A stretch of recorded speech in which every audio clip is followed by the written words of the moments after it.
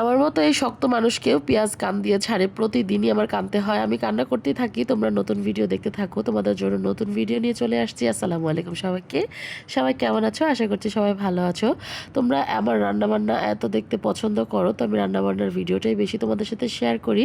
আজকে রান্না করব সাদা পোলাও। রান্নাটা দেখে নাও কীভাবে করতেছি। আমি কোনো আদা রসুন কিচ্ছু দিই না, জাস্ট তেলের উপরে বেরেস্তা ভেজে তুলে নিই। তারপরে দারচিনি দিই, তেজপাতা আর একটু গোলমরিচ, সাথে এলাচ দিয়ে তেলের উপরে একটু নাড়াচাড়া করেই ধুয়ে রাখা চাল, আমি চালটা আধা ঘন্টা আগে ধুই। তারপরে চাল তেলের মধ্যে দিয়ে ভালো করে কষিয়ে কষিয়ে পানি দিয়ে দিই। খুব অতিরিক্ত ভাজি না, বেশি চাল ভাজলে টেস্ট নষ্ট হয়ে যায়। তারপরে লবণ দিয়ে কাঁচামরিচ দিয়ে ঢাকা দিয়ে দিয়েছি। আর এই দিকে রান্না করছি খাসির চর্বি দিয়ে মুগের ডাল। পোলাও রান্না করলে তো মনে করেন কোনো না কোনো ডাল রান্না করতে হবে, হয় বুটের আর না হয় এই মুগের। যাই হোক, আমি ডালটা রান্না করতেই থাকি, মনের সুখে কষাইতেছি। কষাইতে কষাইতে গরম পানি অ্যাড করে দিব। এদিকে পোলাওটা হয়ে গেছে।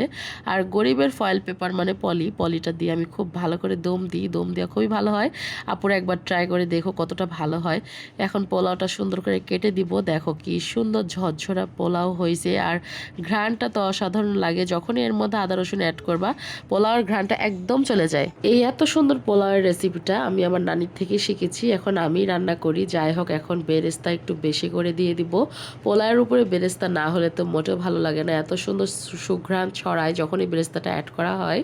এখন ভালো করে ঢাকা দিয়ে রেখে দিব। এখন খাসির মাংস রান্না করব একটু অন্য স্টাইলে। পাটাতে খাঁটি মশলা একদম বেটে নিয়েছি। এই খাসির মাংসগুলা কিন্তু আমার শ্বশুর বাড়ি থেকে এসেছে, আমার দেবর নিয়ে আসছে। ঈদের ছুটিতে সে বাড়ি গেছিল, বাড়িতে যে কোরবানি হয়েছে সেখান থেকেই নিয়ে এসে দিয়েছে। তার যেহেতু আমরা কোরবানিতে বাড়ি যাইনি, ইনশাআল্লাহ সামনের বছর অবশ্যই যাব। যাই হোক, এখন মাংসটা এখন খুব ভালো করে ম্যারিনেট করে নিব। খাসির মাংস যত ভালো করে মশলা দিয়ে মাখা যায় তার স্বাদ ততটা বেড়ে যায়।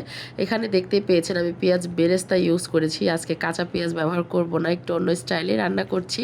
আমি যখন যেভাবে মন চাই সেভাবে রান্না করি, আর সেভাবে খেতে অনেক ভালো লাগে। যাই হোক, বেশি করে আদা রসুন জিরা বাটা, হলুদ গুঁড়া, মরিচ গুঁড়া, তারপরে ধনে গুঁড়া সব কিছু দিয়ে নিয়েছি। এখন ভালো করে মিক্সড করে প্রেশার কুকারে দিয়ে দিব। যেহেতু আমার আজকে রান্না করতে দেরি হয়ে গেছে, তাই শেষ ভরসা প্রেশার কুকার।